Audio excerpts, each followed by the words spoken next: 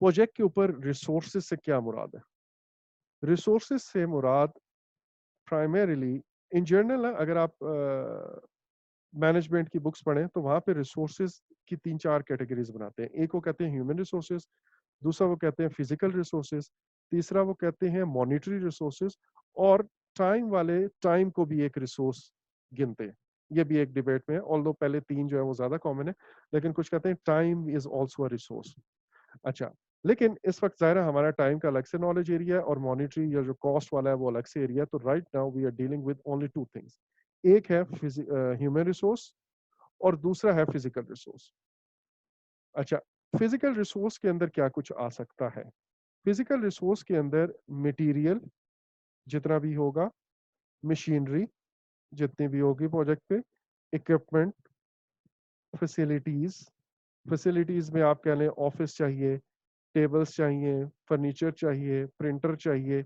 Even अगर आपका एक ऐसी साइट पे काम हो रहा है जहाँ पे रहने के लिए आपको बंकिंग चाहिए बंक्स चाहिए, वो कोई कंटेनर बनाना है, वहाँ पे कैंटीन बनानी है, माइक्रोवेव चाहिए, फ्रिज चाहिए, ठीक है? तो ये भी आपकी रिक्वायरमेंट में आता है। इंटरनेट कनेक्शन चाहिए, टेलीफ़ोन लाइन्स चाहिए, लैपटॉप्स चाहिए, मोबाइल फ़ोन चाहिए, सिम चाहिए, ये सारी की सारी फिज़िकल रिसोर्सेज़ में। एक बात आप ज़हन में रखें, वो ये कि हमारा जो जनरली हमारी एक ऑर्गेनाइज़ेशन होती है ना, वो एक बनी-बनाई ऑर्गेनाइज़ेशन है जिसमें सारी रिसोर्सेज़, सारा infrastructure over the period of time उस ऑर्गेनाइज़ेशन में बन चुका होता है। लेकिन प्रोजेक्ट टेम्परेरी इन नेचर है। टेम्परेरी इन नेचर का मतलब क्या है कि ये कुछ अरसे के लिए हैं, बाय डेफिनिशन प्रोजेक्ट की डेफिनिशन ये है कि इसकी एक डेफिनिट बिगिनिंग और डेफिनिट एंड है इसका। ये टेम्परेरी है। बाज़ लिटरेचर के अंदर we call it as temporary organisation. Temporary organisation का मतलब है कि ये कोई परमानेंट ऑर्गेनाइज़ेशन इस तरह की नहीं है।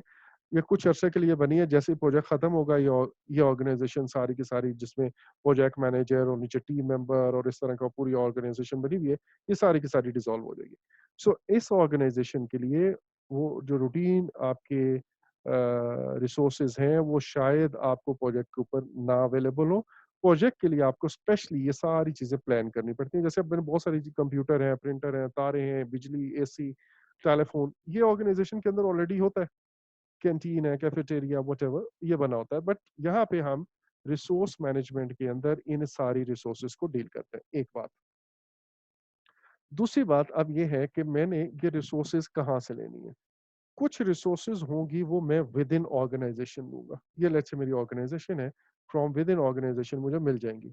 अब ये ह्यूमन रिसोर्स भी हो सकती है एंड ये मेरे पास दूसरी material, equipment, machinery, stationery whatever वो भी ऑफिस, बिल्डिंग, प्रिंटर वगैरह-वगैरह ये मेरे सारे डिफरेंट टाइप की फिजिकल रिसोर्सेज हैं। ये भी मुझे इसी ऑर्गेनाइजेशन में सब कुछ है, यहीं पे बैठ के काम करना है। इसी ऑर्गेनाइजेशन के डिफरेंट डिपार्टमेंट के लोगों को मैंने कंसल्ट करना है, वही मेरी टीम का हिस्सा होंगे। एक तो ये। दूसरा है मुझे आउटसाइड द ऑर्गेनाइजेशन। अब जब आप आउटसाइड द ऑर्गेनाइजेशन पे जाते हो तो 2 चीज़ें हैं।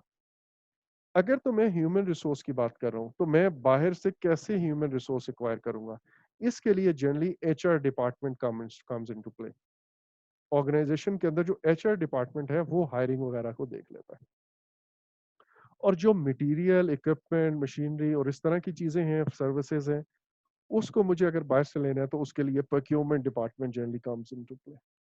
ठीक है? सो ये आपने ब्रॉडर आइडिया अपने माइंड में रखना है जब आप ये रिसोर्स मैनेजमेंट नॉलेज एरिया की बात कर रहे होगे। तो resource management knowledge area physical resources as well as human resources दोनों को डील करता है एंड जो हमारे पास विद इन ऑर्गेनाइजेशन है उनसे भी और जो आउटसाइड द ऑर्गेनाइजेशन है उनसे भी डील करता है to perform the work of the project.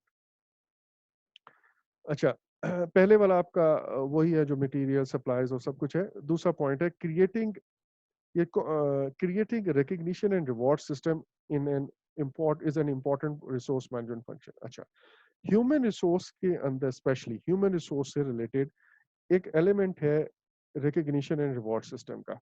हमारी ऑर्गेनाइजेशन के अंदर ऑलरेडी एक रिवॉर्ड सिस्टम चल रहा होता है और वो रिवॉर्ड सिस्टम क्या है कि कुछ लोग हैं वो प्रमोट हो जाएंगे, कुछ फॉरेन कोर्स पे चले जाएंगे, कोई आपको सैलरी इंक्रीज मिल जाएगा, रेजेस हैं, प्रमोशंस हैं, बोनसेस हैं, बेस्ड ऑन योर परफॉर्मेंस का एक अप्रेजल सिस्टम चल रहा होता है, सालाना आपकी परफॉर्मेंस अप्रेज होती है वगैरह वगैरह। अच्छा अब आपकी हमने जो टीम है अभी हमने कहा कि ये टेम्परेरी है। इस पे कुछ लोग काम करने आए हुए हैं, ठीक है, दूसरे डिपार्टमेंट्स के पास से आए हुए हैं, लेकिन उनकी परफॉर्मेंस और रिवॉर्ड तो उधर से मिल रहा है।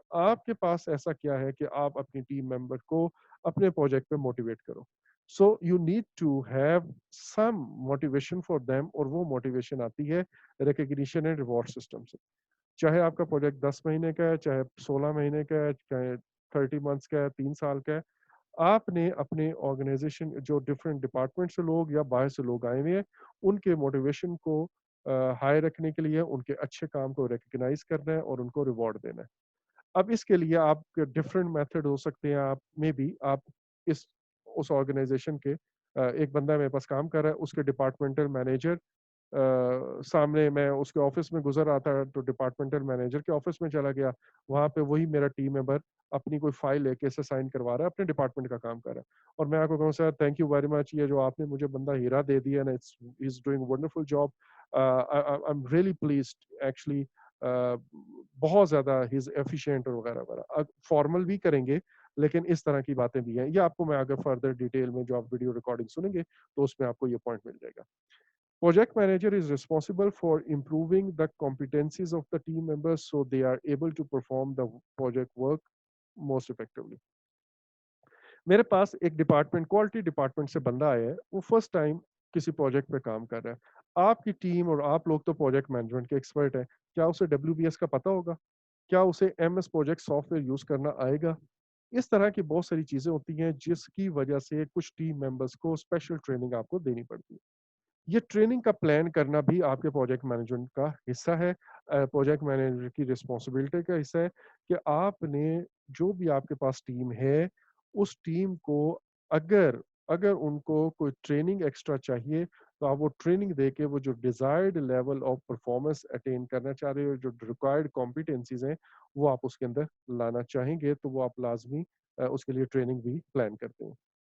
Then project manages resource management activities are formal and required documentation. आखिरी बात ये है कि प्रोजेक्ट मैनेजर की जो जितनी भी रिसोर्स मैनेजमेंट की एक्टिविटीज़ हैं, ये ऐसे नहीं है कि अनप्लान्ड चलना है, like all other knowledge areas. आपने इसको फॉर्मल करना है, प्लान करके करना है, प्रोएक्टिव वे में करना है।